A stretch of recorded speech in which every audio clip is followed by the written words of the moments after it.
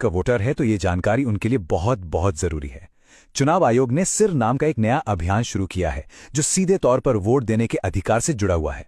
चलिए इसे जरा समझते हैं। देखिए, ये अभियान 2 फेज में होगा।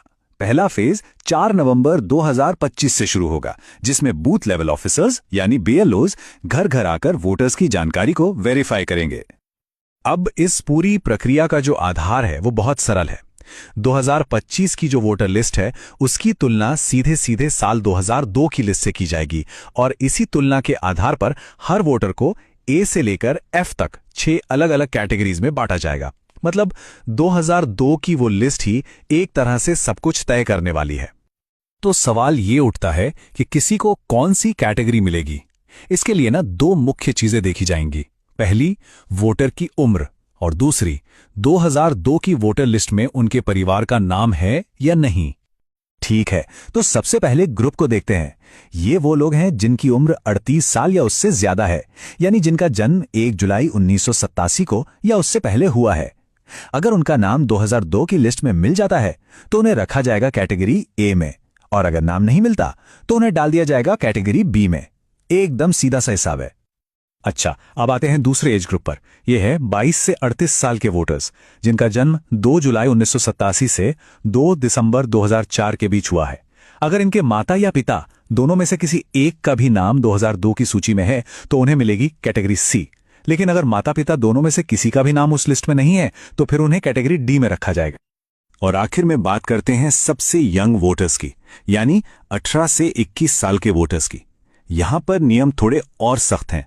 इन्हें कैटेगरी ई में आने के लिए माता और पिता दोनों का नाम 2002 की लिस्ट में होना जरूरी है। अगर एक का भी नाम नहीं मिला तो उन्हें सीधे कैटेगरी एफ में डाल दिया जाएगा। तो ये जो A B C D categories हैं, इनका आखिर मतलब क्या है? इसका जवाब मिलता है हमें दूसरे फेज में। आपकी कैटेगरी ही ये तय करेगी कि आपको अपना वोट देने का अधिकार बनाए रखने के लिए कौन से और कितने डॉक्यूमेंट्स जमा करने पड़ेंगे, और कुछ मामलों में अपना वोट देने का अधिकार बचाने के लिए इतने डॉक्यूमेंट्स तक देने पड़ सकते हैं। चलिए इस टेबल को जरा ध्यान से समझते हैं। अगर कोई कैटेगरी ए में है तो बहुत बढ़िया, उन्हें कोई प्रूफ नहीं देना होगा।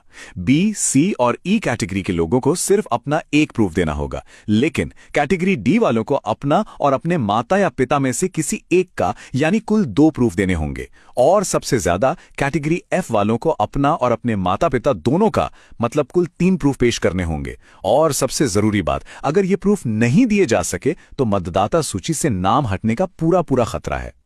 तो अब सबसे बड़ा सवाल, आखिर किया क्या जाए? घबराने की जरूरत बिल्कुल नहीं है। कुछ बहुत आसान कदम हैं जो अभी से उठाए जा सकते हैं ताकि आगे चलकर कोई भी परेशानी ना हो। तो सवाल यह है कि पहले फेज की तैयारी के लिए हम अभी से राइट नाउ क्या कर सकते हैं? देखिए, हमारा लक्ष्य होना चाहिए कि हम सबसे आसान कैटेगरीज ए, सी और ई में आ जाएं। इसके लिए क्या करना होगा? जिनकी उम्र 41 साल से ज्यादा है वो 2002 की लिस्ट से अपना नाम, भाग संख्या और क्रम संख्या ढूंढकर अपने बीएलओ को दे दें। जो 21 से 38 साल के हैं वो अपने माता या पिता में से किसी एक की 2002 की लिस्ट की जानकारी अपने बीएलओ को दे दें।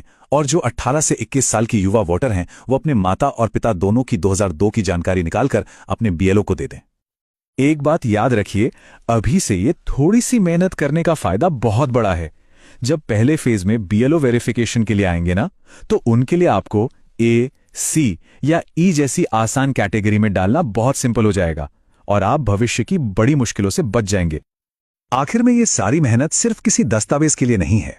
जैसा कि इस गाइड में कहा गया है, ये इसलिए है ताकि हमारा वोट देने का अधिकार बरकरार रहे और हम लोकतंत्र को बचा सकें। तो जागरूक रहिए, अपनी जानकारी तैयार रखिए और इस जरूरी संदेश को दूसरों तक भी जरूर पहुंचाइए।